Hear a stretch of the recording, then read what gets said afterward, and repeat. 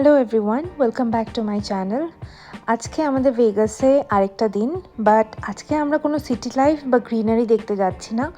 আমরা যাচ্ছি একটা রিমোট এরিয়া, যেটাকে জানা যায় হচ্ছে ডেথ ভ্যালি। তো ব্লগটা দেখতে থাকো, তোমরা দেখতে পারবে।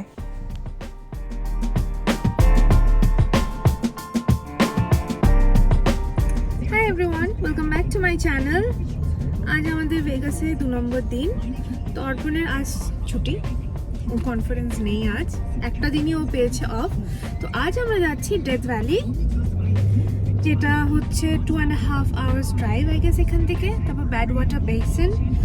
আর এখন আমরা গাড়ি বুক করে নিয়েছি এন্টারপ্রাইজ থেকে, তো সেটা নিয়ে আমরা বেরোচ্ছি। এখন বাজে 10:30। আমার পাশেই স্ট্রিপ খুব সুন্দর দেখা যাচ্ছে। তো এখন আমরা যাচ্ছি, যেটা সাইন আছে, ফেমাস সাইন, সবাই দেখে, ফ্যাবুলাস লাস ভেগাস, সেখানে। তো সাথে থেকে দেখতে পারবে।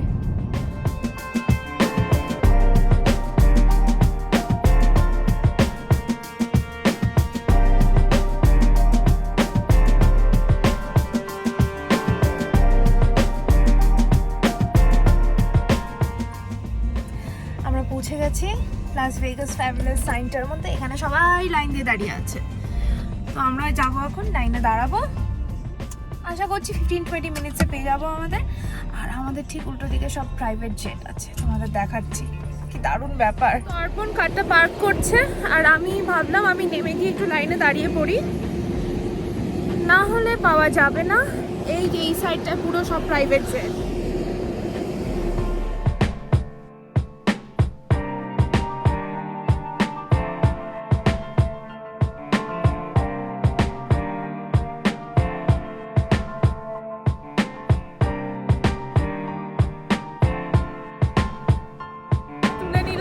এই তো সাইনটা, আর লাইন এখনো আছে, তো আমরা পাশ দিয়ে তুলে নিলাম। ভালোই আছে, ঠিক আছে। কারণ এখন যদি আমরা এখানে বেশি ওয়েট করি, তো আমাদের ওখানে খুব লেট হয়ে যাবে। তো আমাদের হয়ে গেল। এই যে লাইন দেখো কত বড়, চলেই যাচ্ছে।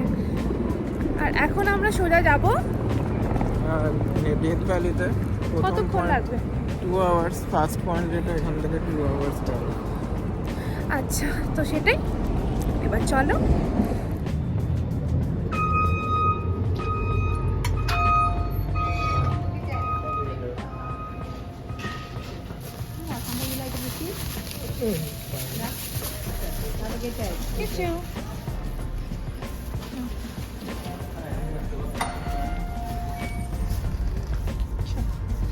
আবার নিয়ে নিয়েছি, অনেক কিছু নিলাম। প্লাস আমাদের হোটেলের জন্য নিয়ে নিলাম, কারণ মাঝে মধ্যে কিছু খেতে ইচ্ছে করে, তখন থাকে না কিছু হাতের কাছে। আর এখন ব্যাস, আর কোথাও থামাথামি নেই। সব কিছু কেনাকাটা করার পর এখন আমরা রওনা দিয়ে দিয়েছি ডেথ ভ্যালির জন্য। তো আমাদের ফার্স্ট স্টপ হবে হচ্ছে জেব্রিস্কি পয়েন্ট। তো তোমরা দেখতে থাকো, because each and every point এখানে খুব সুন্দর। আর আমরা তো সবসময় গ্রিনারি বা সিটি লাইফেই গেছি, এরকম করে আমি কখনো ডেজার্টে যাইনি। পার্সোনালি আমি কোনো দিন ডেজার্ট যাইনি। তো আমার কাছে এক্সপিরিয়েন্সটা টোটালি অন্যরকম মনে হচ্ছিলো। আমি একটা অন্য গ্রহতেই চলে এসেছি, মার্স। কারণ অ্যাট সাম পয়েন্টে গিয়ে সব কিছু লাল মনে হচ্ছিলো, সব পাহাড়গুলো এক সাইডে ব্ল্যাক, এক সাইডে রেড। তো দেখতে থাকো, তোমরা দেখতে পারবে ভিডিওতে।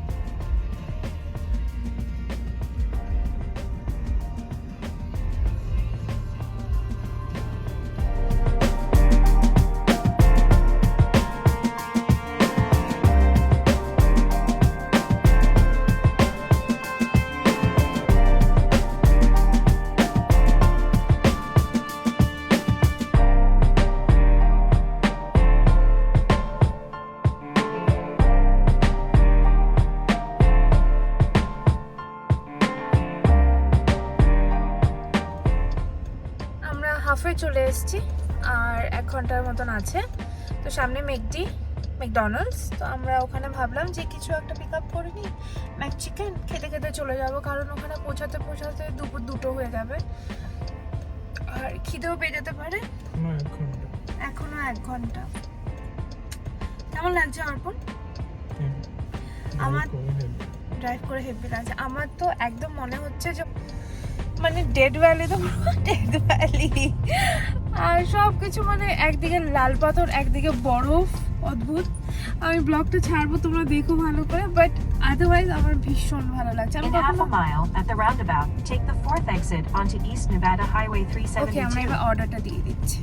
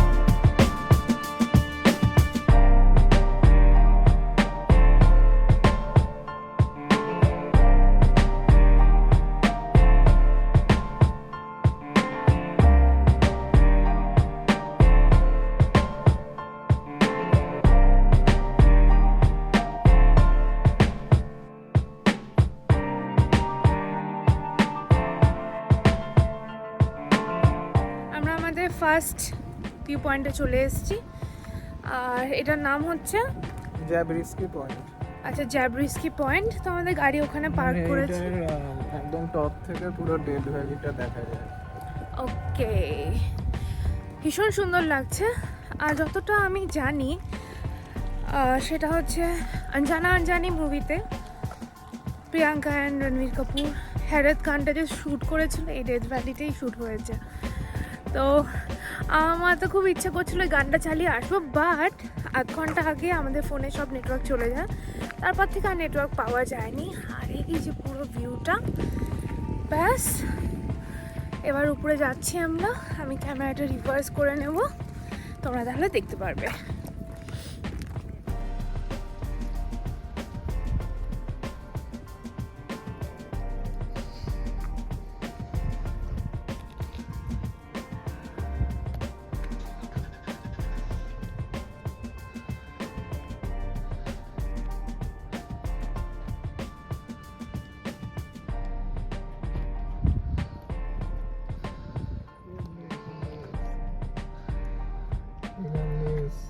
এখানে ভেগাস, এখানে আছে যে ব্রিস্কি পয়েন্ট আছে এরপর ফার্নেস ক্রিক হয়ে এবার নিচে নেমে যাবো তোমার ব্যাড ওয়াটার বেসিন। ওকে চলো।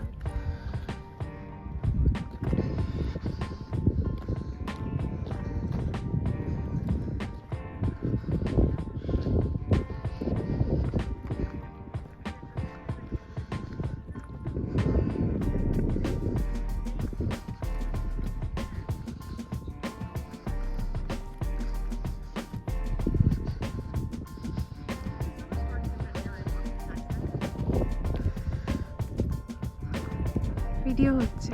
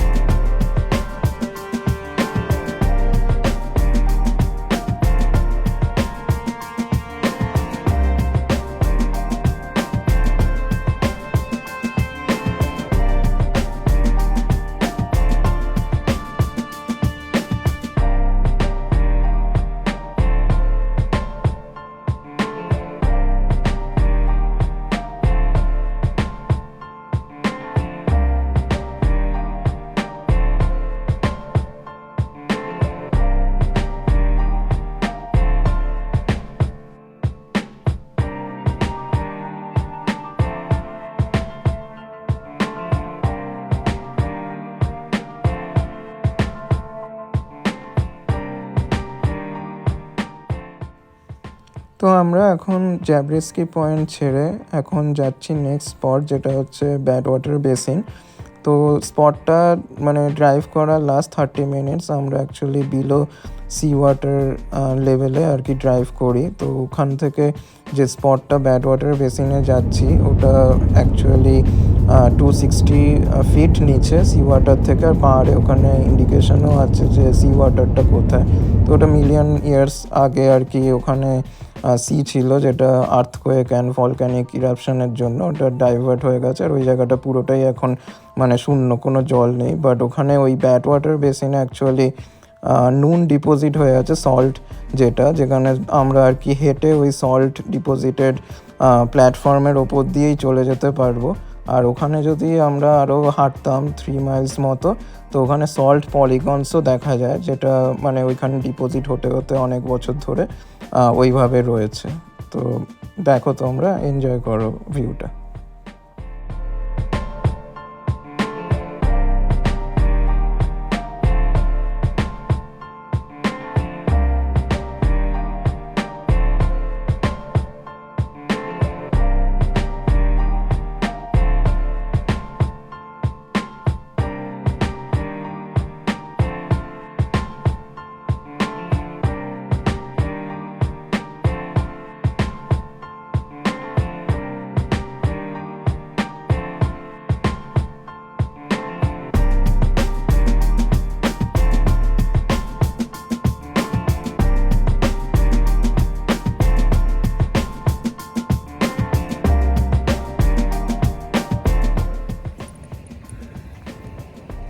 তো আমরা এখন কোথায় আছি বুবু, এক্সপ্লেইন করে দাও।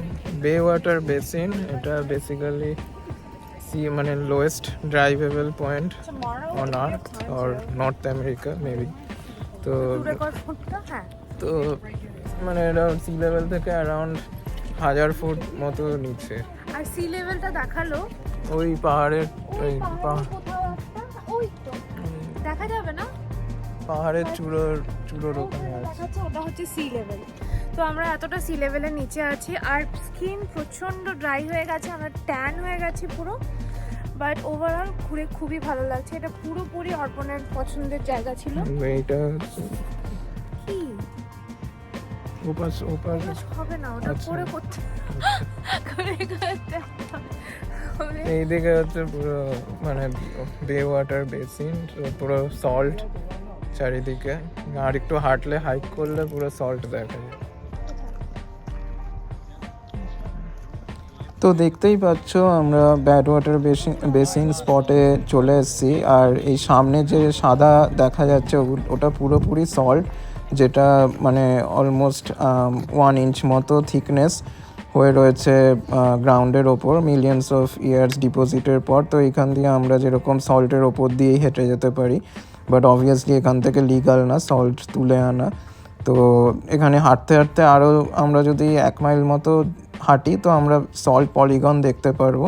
তো আমরা অত দূর অবধি হাঁটিনি, বিকজ বেলাও হয়ে গেছিলো, আমাদের ফিরতেও হতো ড্রাইভে সন্ধ্যা হওয়ার মধ্যে। তো সেই জন্য আমরা কিছুটা গিয়ে তারপর চলে এসেছিলাম। প্লাস মানে জায়গাটা খুবই ডিহাইড্রেটেড জোন, তো মানে একদমই মানে শুকিয়ে গেছিলো। তো এখান থেকে আমরা আবার ফিরছি back to Furnace Creek visitor centre. তো সো নেক্সট যেটা ফার্নেস ক্রিক ভিজিটার সেন্টার, এটা একটা spot of Death Valley National Park, যেখানে তুমি সব কিছু মানে আইটেমস কিনতে পারবে এখানে। তো এখানে রিফ্রেশ হওয়ার জন্য তুমি আসতে পারো। এখানে অনেক কিছু স্মল গিফটস আছে যেগুলো তুমি কিনতে পারবে, দেখতে পারবে, যেরকম ন্যাশনাল পার্কে আর কি থাকে। তো আমরা লাস্ট ফেরার আগে একবার এখানে ঢুকে গেছিলাম যে কিছু যদি ভালো লাগে কিনি। তো আমি একটা শার্ট কিনেছি, আর অনন্য বোধহয় কিছু কেনেনি, পছন্দ হয়নি। তো এখান থেকে আমরা নেক্সট আর কি actually south rim of Death Valley National পার্কটাই আমরা ঘুরেছি আজকে হাফ ডেতে। পুরোটা ঘুরতে মোটামুটি 1 to 2 days লাগে। আর নর্থের দিকে অনেক রোডও বন্ধ ছিল ডিউ টু সিভিয়ার ওয়েদার। তো আমরা যাইনি, বেকার ওখানে রিমোট এরিয়া যদি বন্ধ হয়ে যায়। তো এখান থেকেই আমরা তারপরে ব্যাক করে আর কি চলে এসেছিলাম নেক্সট। তো তোমরা দেখো নেক্সট ভিউগুলো সানসেটের সময় কেমন এনজয় করছো জানিও।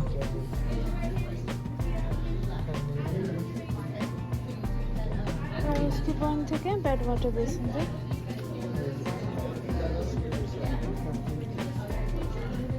তুই দে ওটা ব্যাড ওয়াটার বেসিন দে।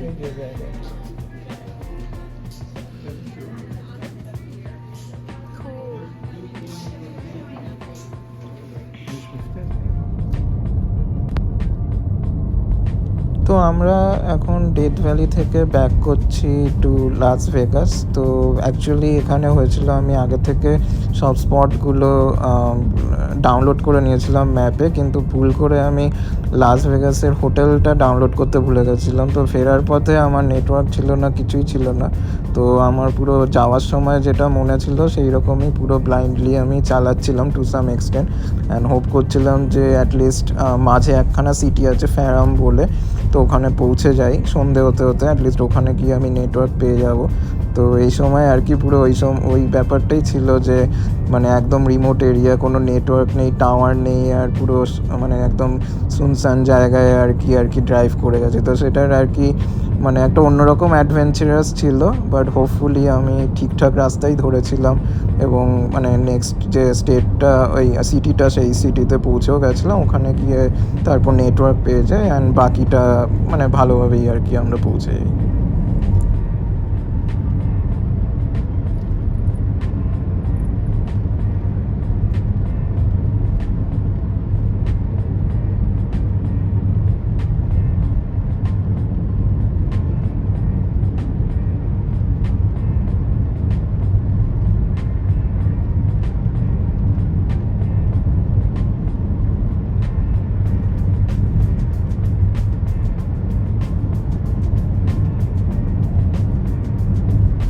তো আমাদের আজকের অ্যাডভেঞ্চারাস ব্লগটা আমরা এখানেই শেষ করছি। আমরা লাস ভেগাস পৌঁছে গেছি। তো তোমাদের কেমন লাগলো ডেফিনেটলি জানিও, and don't forget to subscribe, like and share.